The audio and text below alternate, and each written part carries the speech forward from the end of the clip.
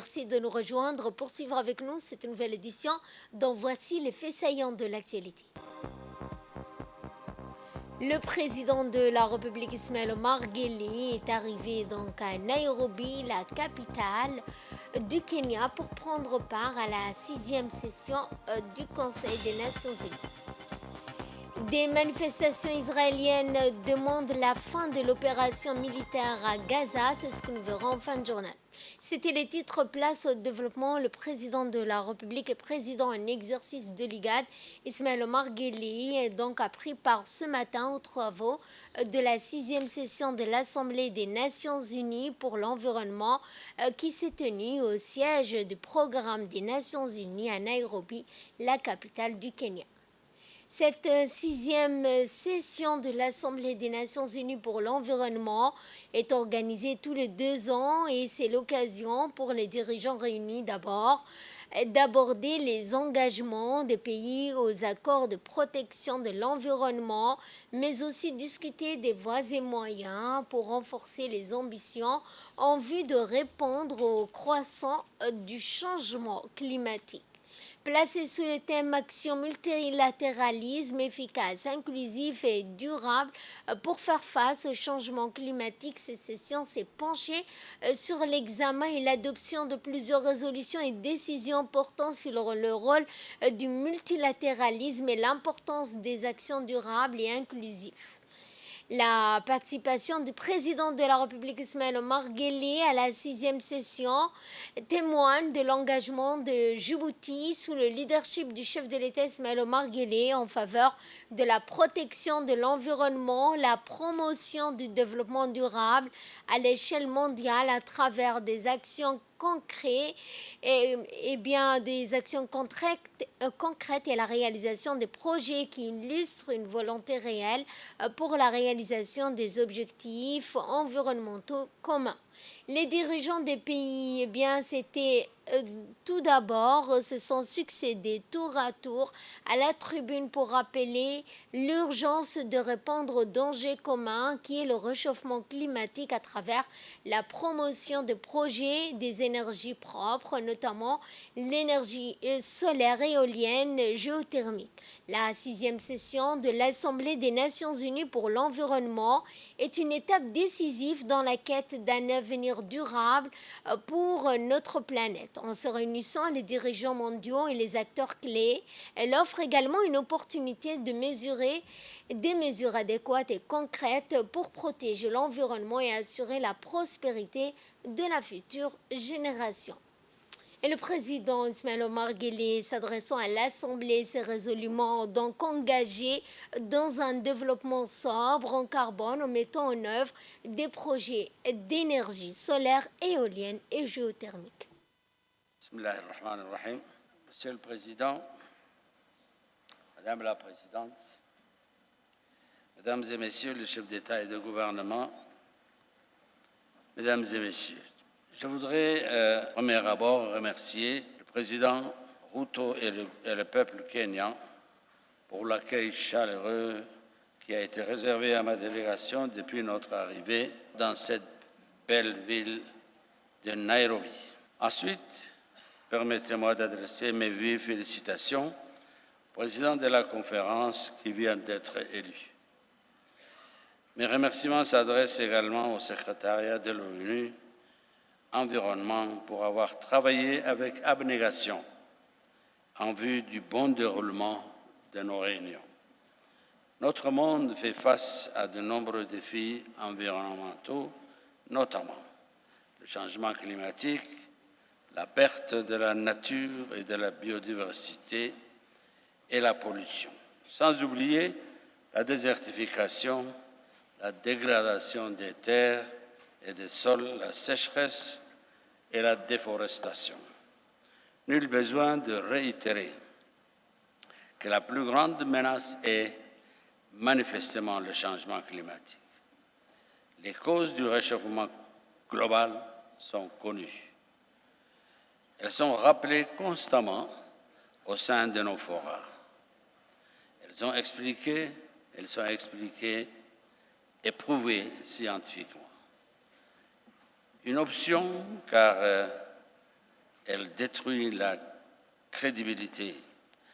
Face à la crise climatique, l'inaction n'est pas une option, car elle détruit la crédibilité et la solidité du multilatéralisme et du système international. En effet, après maintes accords et engagements, les financements multilatéraux restent en deçà de nos besoins d'adaptation et d'atténuation au changement climatique qui sont de plus en plus considérables. Nous devons agir maintenant et avec détermination et ambition si nous voulons atténuer les effets du changement climatique et de construire un avenir durable pour tous. En dépit de notre contribution marginale au réchauffement global, Djibouti s'est résolument engagé dans un développement sobre en carbone, en mettant en œuvre des projets d'énergie solaire, éolienne et géothermique. Nous avons également mis en place l'interconnexion électrique avec l'Éthiopie afin d'importer l'hydroélectricité. Nous avons aussi créé un observatoire régional du changement climatique. Et dans le second volet de son intervention, le président a indiqué l'importance de la préservation du renforcement du multilatéralisme afin de relever les différents défis auxquels nous sommes confrontés. On écoute le chef de l'État.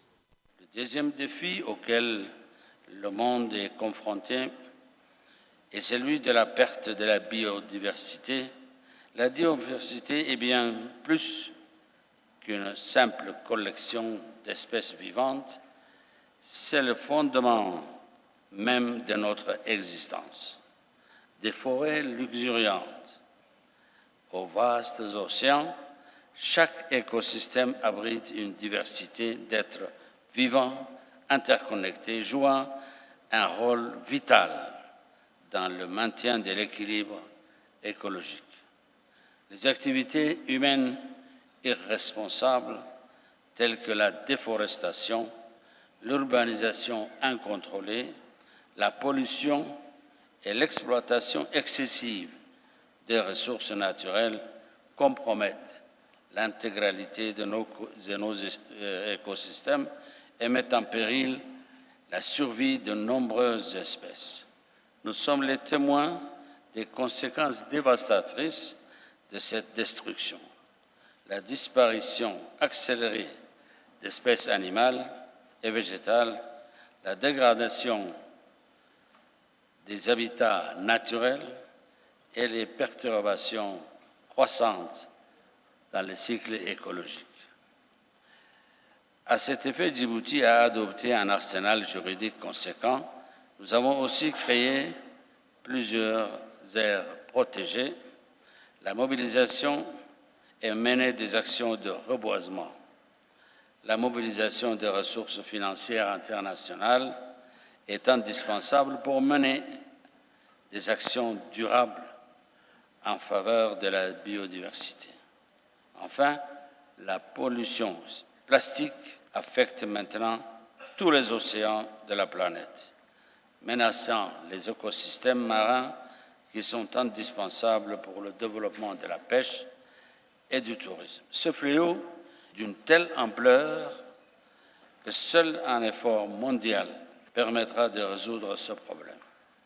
Nous espérons à cet égard qu'un accord international sur le plastique sera prochainement adopté. Les conséquences de ces défis environnementaux se font sentir, entraînant des impacts irréversibles pour les êtres humains et les animaux. Ces enjeux non seulement compromettent les progrès de développement obtenus avec peine, en particulier en Afrique, mais entravent également nos initiatives globales visant à réaliser les objectifs de développement durable. Pour conclure, il est important de préserver et de renforcer le multilatéralisme afin de relever les différents défis auxquels nous sommes confrontés. Aucune nation ne peut résoudre seule les problèmes d'une ampleur mondiale. Nous souhaitons à ce titre que cette 6e session de l'Assemblée des Nations Unies pour l'environnement adopte des décisions renforçantes dans le domaine de l'environnement. Je vous remercie. Retour à Djibouti où ce jeudi 29 février s'est tenue à l'Assemblée nationale la conférence des présidents et ce en vue de transmettre des projets de loi en instance et fixer la date de la prochaine séance publique conformément aux articles 21 alinéas 1 et 2 du règlement intérieur. Cette assise conduite par le président de l'Assemblée nationale d'Illeta, Mohamed Dilleta, en présence du Premier ministre Abdelkader Kamel Mohamed, la conférence des présidents s'est penchée sur la transmission de 5 projets de loi aux différentes commissions concernées. Il s'agit du projet de loi numéro 101 de l'année 2024, 9e législature, relative à la prévention, à la lutte contre la corruption et les infractions assimilées. Projet de loi numéro 102 de l'année 2024, 9e législature, modifiant la loi numéro 110 de l'année 2011, 6e législature relative à la lutte contre le financement du terrorisme. Projet de loi numéro 103 de l'année 2024, 9e législature, modifiant la loi numéro 111 relative à la lutte contre le terrorisme et autres infractions graves. Projet de loi numéro 104 de l'année 2024, 9e législature, complétant et modifiant la loi numéro 112 de l'année 2011, 6e législature, complétant également la loi numéro 196 de l'année 2002, 4e législature, sur le blanchiment, la confiscation et la coopération internationale en matière de produits du crime. Eh bien, le 5e projet de loi, il s'agit du projet de loi numéro 105 de l'année 2024, 9e législature, portant organisation et fonctionnement des organisations de la société civile de Djibouti. Et en dernier lieu, après la séance solennelle d'ouverture de la première session ordinaire du 3 mars, il a été décidé que la séance plénière se tiendra mercredi 6 mars. Dans le reste de l'actualité, le Premier ministre Abdelkader Kamel Mohamed et chef du gouvernement par intérim a reçu dans le salon d'honneur de la primature la visite d'adieu de l'ambassadeur de la République de Turquie, Kens Uras, en présence du chef de cabinet Ali Silay. Les échanges ont entre autres porté sur l'inauguration du barrage de l'Amitié, le 100e anniversaire de la République de Turquie ainsi que la coopération sociopolitique, économique, culturelle en mettant en exergue le potentiel à développer les secteurs de la pêche, de l'agriculture et l'irrigation de notre pays. Ainsi, le diplomate suggère d'élargir la coopération bilatérale entre les deux pays, les opportunités de formation des programmeurs technologiques djiboutiens ou encore la formation de militaires djiboutiens qui interviennent en Somalie. Le président de l'Assemblée nationale d'Illeta, Mohamed Dilleta, a reçu aujourd'hui également la visite d'adieu de l'ambassadeur de la République de Turquie à Djibouti.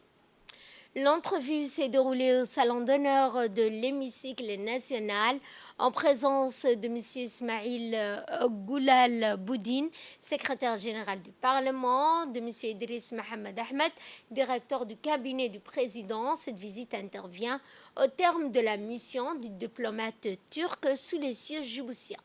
En poste à Djibouti depuis plus de 2 ans, l'ambassadeur turc vient d'être appelé à d'autres fonctions par son pays.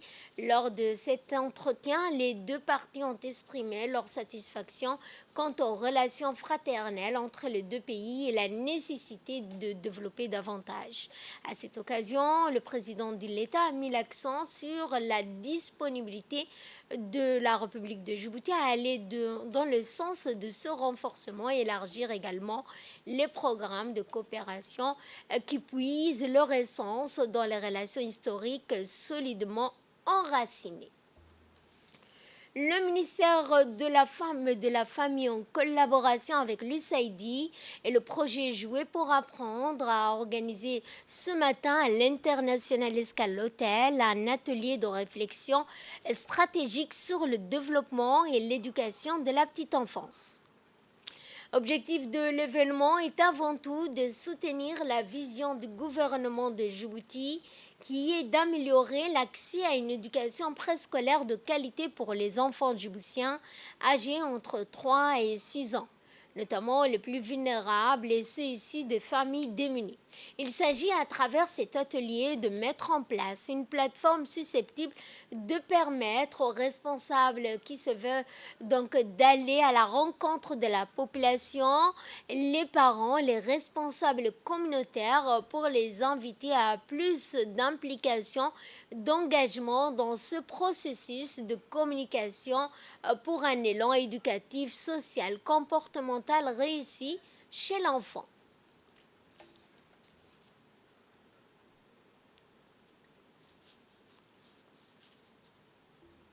Dans son intervention, la représentante de l'USAID n'a pas manqué de rappeler l'importance du projet de l'USAID qui est Jouer pour apprendre.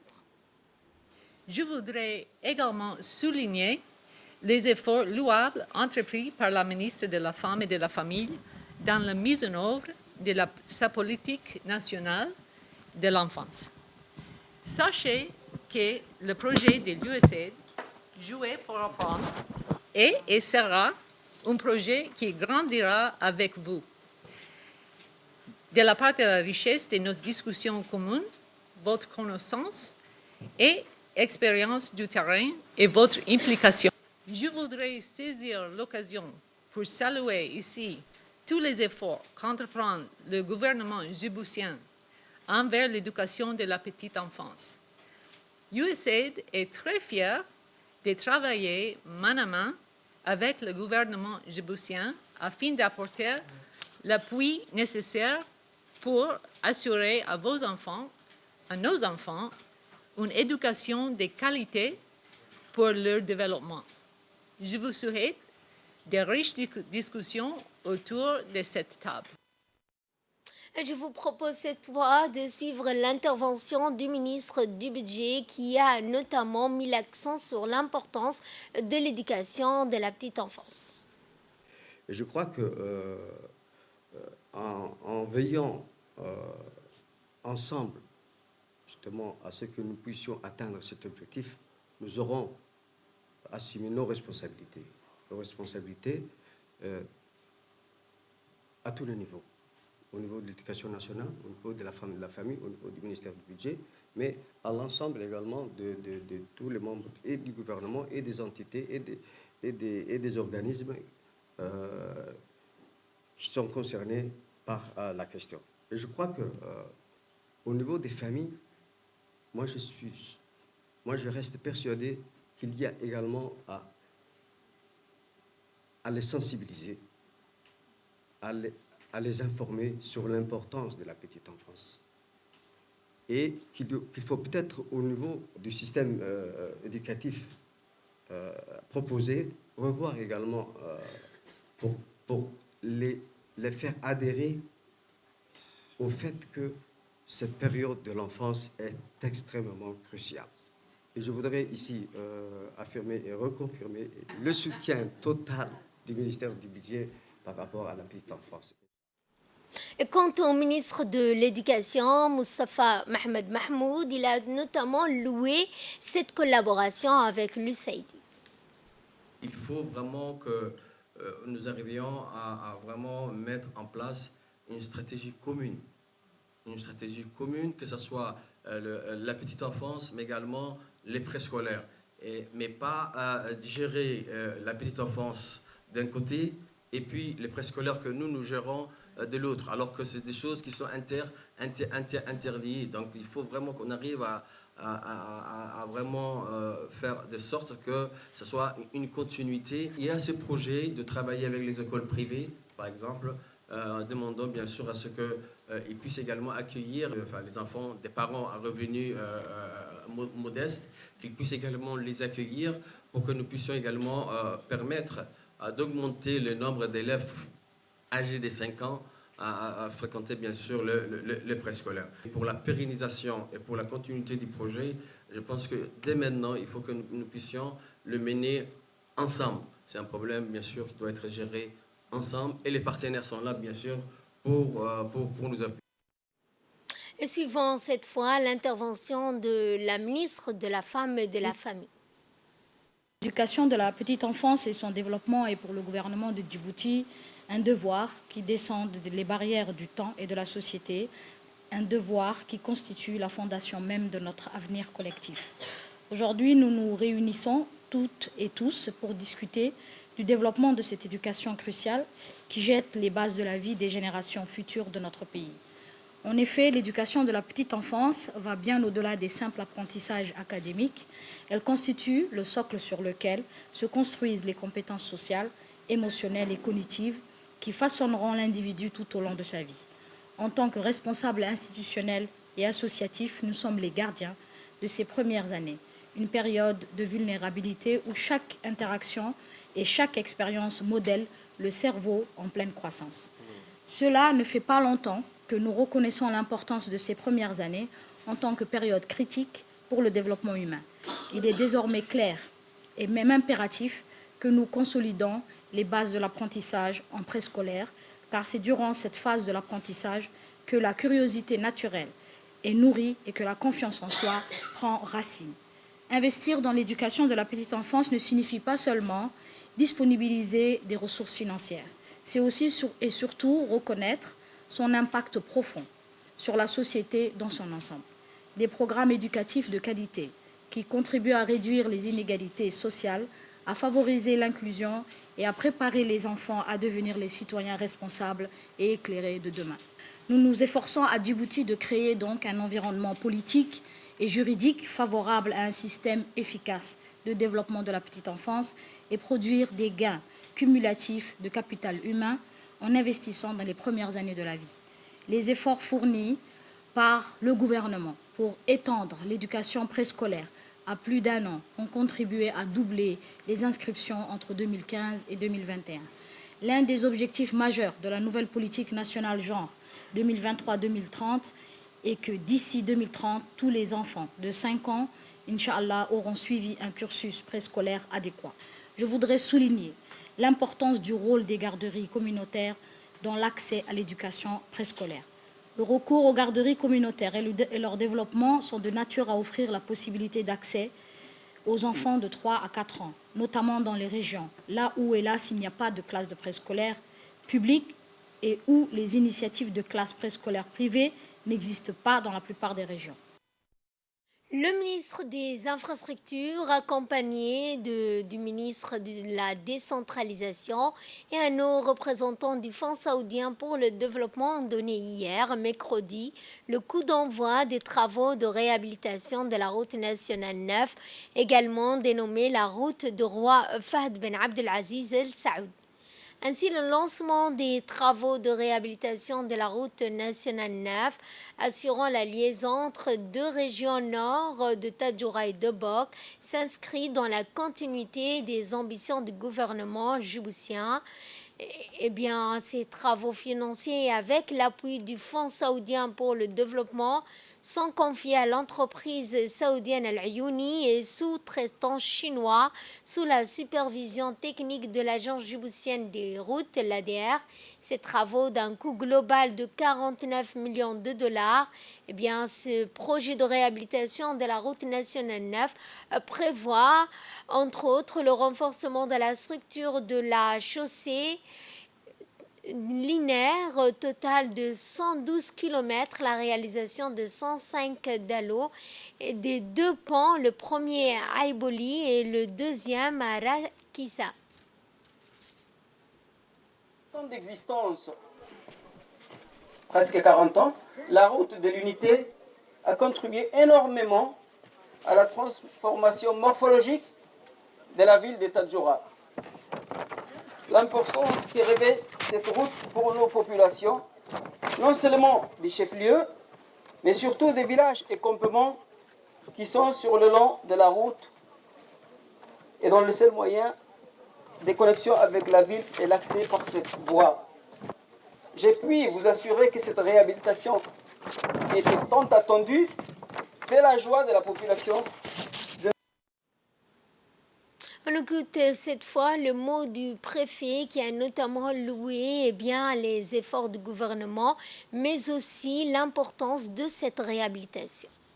Je tiens à exprimer ma profonde gratitude au président de la République, son Excellence M. Ismaël Omar Guelleh, pour avoir permis à la gestion des Tadjoura de se doter de ces infrastructures. Depuis sa construction en 1987, la route nationale a joué un rôle essentiel dans l'économie de la région des Tadjoura. Elle représente bien plus qu'une simple voie de circulation. Elle est le lien vital qui relie Djibouti à Tadjoura, servant de principale artère économique pour nos communautés, bien que la voie maritime et aérienne était convoitée avant sa construction. Au fil des années, cette route a été le témoin de l'évolution et du développement de notre région. Et aujourd'hui, nous nous engageons à revitaliser pour les générations futures. Il est indéniable que la construction et la maintenance de cette route n'ont pas été sans leur lot d'obstacles et de défis.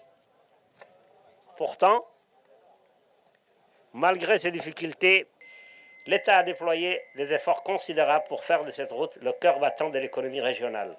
Ces efforts sont le fruit d'un engagement inébranlable et la volonté affichée de bonne gouvernance de notre président envers le développement du pays et le bien-être de nos citoyens. La réhabilitation de la route du roi Fahd ne se limite pas à la simple restauration d'une infrastructure routière. C'est un investissement dans l'avenir de notre région, un symbole de progrès et de croissance. En améliorant l'accessibilité et la connectivité, nous ouvrons de nouvelles opportunités économiques pour nos communautés et stimulant le commerce, le tourisme et l'emploi. Et quant au ministre de la décentralisation, il a rappelé la place des infrastructures routières dans la croissance économique du secteur portuaire et les efforts du gouvernement pour mobiliser des ressources considérables pour s'imposer comme un hub dans la région logistique et privilégiée. Récente concertation au niveau de l'État sur le processus de la déconcentration et le lien avec la décentralisation sont une volonté politique indéniable de l'État et de recentrer les priorités sur le développement des infrastructures régionales pour l'amélioration des services rendus à la population. Les priorités sont de constituer des pôles de développement régionaux. Mesdames et messieurs, la réhabilitation de cette route fait partie de ces grands chantiers d'infrastructures opérationnelles initiés par son Excellence le président de la République, son Excellence Ismaël Omar Guelleh, dans le cadre de la vision 2035. L'objectif sectoriel de la réhabilitation de la route est de contribuer au désenclavement du pays et d'améliorer les conditions de vie et de populations rurales. En tant que ministre de la décentralisation, j'ai déjà exprimé à plusieurs reprises, dans plusieurs forats, ma volonté de travailler en synergie avec toutes les instances, entités publiques dans le cadre de la mise en œuvre de politiques de décentralisation, et ces projets rentrent pleinement dans ce cadre. Pour le ministère de la décentralisation, le développement d'infrastructures régionales est une priorité et la collectivité qui a contribué de près ou de loin à ces projets de réhabilitation de la route est un acteur complémentaire et incontournable du développement territorial. Ces projets s'inscrivent donc parfaitement dans les objectifs de la feuille de route du ministère chargé de la décentralisation. La consolidation de ces cadres général du développement local fait partie intégrante du mandat du ministère, qui s'exécute en synergie et en complémentarité avec les ministères sectoriels. Nous œuvrons tous ensemble pour apporter des réponses et des solutions communes aux problèmes de lutte contre la pauvreté. Cette route joue et jouera encore un rôle crucial dans le développement socio-économique des régions du Nord et du pays avec l'avènement du port de Tajoura. Elle favorise des échanges commerciaux et la circulation des biens et des personnes. Un réseau routier bien développé contribue à l'essor économique et la conjonction avec la route de Balhou et de Dobok constitue un désenclavement qui facilite les échanges entre les deux. Clôturant la série des interventions, le ministre du Transport a souligné l'importance que revêt ce projet pour le développement économique du pays et de la sous-région dans son ensemble. C'est avec un immense honneur que je prends la parole aujourd'hui pour marquer le début de travaux de réhabilitation de la route 9, un projet de connectivité qui revêt une importance capitale pour notre bien-aimée République de Djibouti. La route numéro 9, également connue sous le nom de la route du roi Fahd ibn Abdelaziz Al Saoud, incarne l'essence même de notre développement économique symbolisant l'unité et les progrès de notre nation. Les travaux de réhabilitation prévus sur une période de 24 mois représentent un investissement crucial et concrétisent cette vision ambitieuse pour l'avenir de notre pays. J'ai saisi cette opportunité pour exprimer, au nom du gouvernement, notre profonde gratitude envers le Fonds saoudien qui a mobilisé un financement substantiel de 48 millions de dollars américains, constituant un soutien indéfectible dans la réalisation de ces projets d'envergure. Souligner l'engagement résolu du président de la République, son Excellence, M. Ismaël Omar Guelleh, envers le développement des infrastructures comme moteur de croissance, de développement économique, inclusive et de prospérité pour notre nation. L'entreprise saoudienne Al-Ayouni réalisera les travaux de réhabilitation sous la supervision attentive de l'agence djiboutienne de route pour garantir l'efficacité et la qualité de ces travaux essentiels. La réhabilitation de la route nationale 9 contribuera à l'amélioration des infrastructures routières et constituera également une opportunité de création d'emplois et de renforcement du tissu social au sein de communautés locales.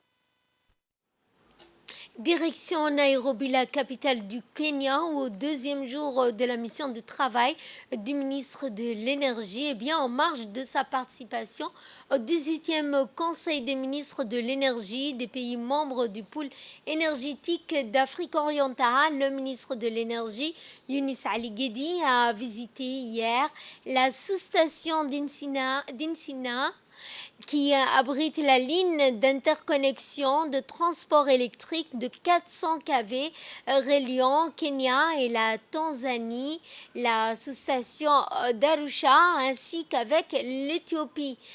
Accueilli chaleureusement à son arrivée sur le site d'implantation de la sous-station par les responsables kenyans de Ketraco, l'objectif poursuivi par le ministre à travers la visite de ce site était de voir de visu cette importante infrastructure de transport énergétique, d'échanger avec les dirigeants de la société de gestion de la sous-station sur les expériences ainsi que sur la bonne pratique inhérente à la dynamique d'intégration électrique régionale amorcée par le Kenya, la Tanzanie, plus particulièrement sur les progrès accomplis en matière d'interconnexion électrique entre les deux pays. Dans le reste de l'actualité, le nouveau sous-préfet du 3e arrondissement, M.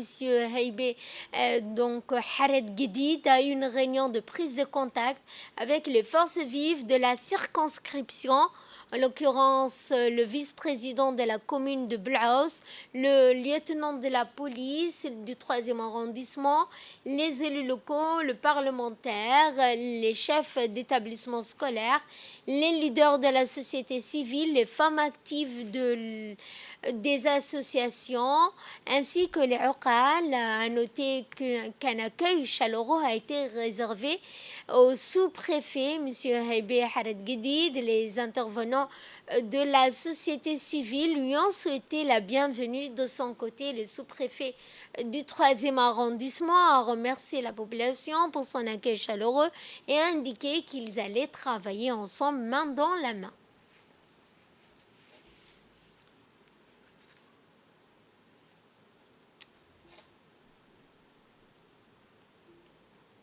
Fait divers, cette fois, un incendie s'est déclaré au sein du restaurant El Istoril vers la fin de cet après-midi. Aucune perte humaine n'est à déplorer, sauf des dégâts matériels et de consommables. Le premier élément d'enquête a été relevé que l'incendie s'est déclenché dans la partie restauration, notamment la salle de cuisine, qui a été rapidement maîtrisée par les pompiers.